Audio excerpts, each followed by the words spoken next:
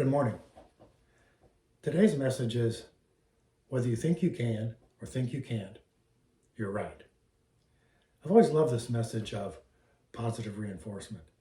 It's a reminder for us to believe in ourselves, to think that we can do something, to have confidence that we'll be able to accomplish what we're trying. Oftentimes we go into a new endeavor or something that's strange to us, and we're so worried about failure that we don't give ourselves the chance to succeed. So this message of whether you think you can or think you can't, you're right, is just that, a message to remember, to be positive, to believe in yourself, and to try. Now, I have an example, a personal example of one time when I was doubting myself that I had someone remind me of who I was and what I was able to do. So I was just finishing law school, and I was working as a judicial extern for a federal appeals court judge in Seattle, Washington. And I was meeting with him one day and voiced my concerns about passing the upcoming Washington bar exam. Now, the Washington State bar exam is different than most states. It doesn't use the multi-state exam. It has its own unique exam. So it was known for being difficult to pass, and wasn't unheard of for people to not pass it on the first attempt.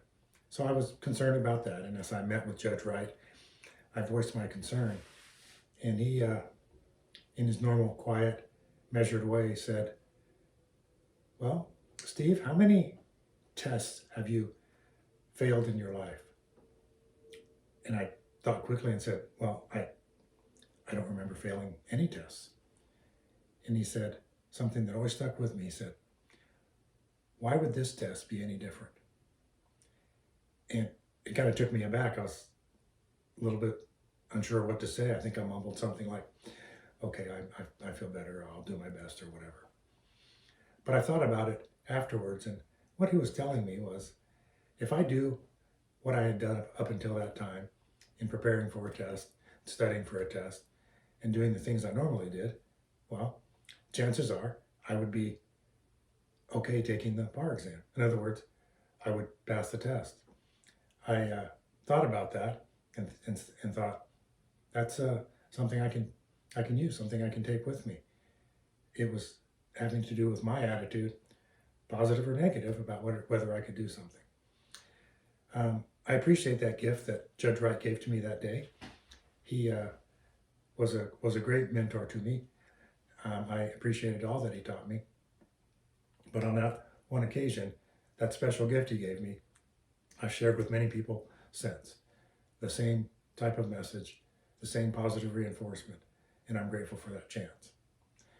Now back to my working with Judge Wright, I have this old scrapbook here that I used when I was working there, and I put in some of the letters and memos and opinions that I wrote. I worked in his office for only about 4.5 months as the judicial extern. And I went in there as my final semester of law school. And in that time, we went to work every day, 8 to 5, just like a regular job. And those days were just filled with research and writing and learning and attending court, just day after day after day. I had an opportunity to do a lot of different things in that time period, and I felt very lucky for that. I had to work with Judge Wright on something. I was struggling with writing. I was struggling with what I was trying to say, and I was sitting with him in his office. He liked to meet with us once a week, and one-on-one, and kind of review what we were doing, get our input, and go from there. And I was kind of struggling with something I was writing, and he read through it, and he stopped about halfway through, and he said, "Well, Steve, what are you trying to say?" And I then told him in my own words, "Well, I'm trying to say this and this," and went through it, and he stopped me about halfway through, and he hands me the memo back and says, "Why don't you just write that?"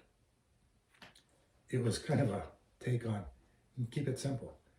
Instead of trying to think of the right words to say, just say what you want to say, and then you can go from there as a basis to edit or change it. So I've shared that sentiment with a lot of people since over the years because it was a very valuable tool to me at the time. Just say what you're trying to say. One of the cases I worked on, it was really my last assignment, my final assignment, if you will, was the Montana poll case, which I will show here to you. And it was a statute of limitations case, and the judge assigned it to me to kind of shepherd all the way through the process. So I wrote the first draft of the opinion. I carried all the edits through as my responsibility. Of course, other people were editing and reading and giving input too, including the judges. And then I wrote the final draft to submit to the judges for their approval. So if you read that case, it's a boring legal case about the statute of limitations.